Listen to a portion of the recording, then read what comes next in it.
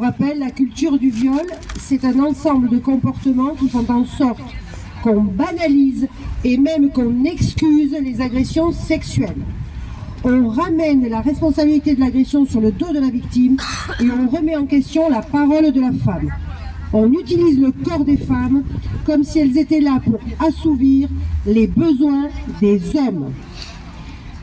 Cette culture du viol a été illustrée malheureusement par les propos de certains accusés qui ont été sans équivoque. Son mari était d'accord, son mari était présent. Pour moi, quand on s'adresse au mari, on s'adresse au couple. Cette culture du viol a été aussi illustrée par certains avocats dont j'ai noté deux propos. Je ne m'attendais pas à ce que ce procès devienne le procès de deux genres, pointant du doigt les hommes avec un petit H, tous présumés coupables, dans une prétendue culture du viol. Un autre avocat s'est illustré, notre avocat de la défense s'est illustré. Ma petite fille est née le 27 novembre.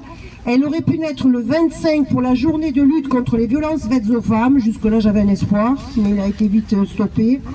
Qui montre d'ailleurs qu'il n'y a pas de culture du viol.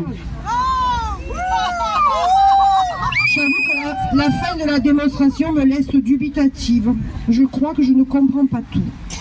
Et le dernier point que je voulais évoquer, et qui concerne Gisèle, puisqu'elle a été remise, sa parole a été remise en cause très souvent. N'a-t-on pas souvent sous-entendu qu'elle était complice, qu'elle était consentante?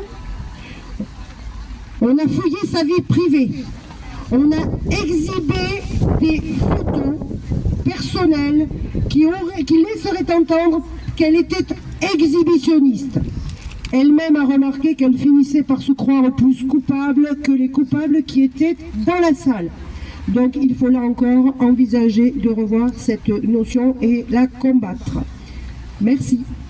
Merci.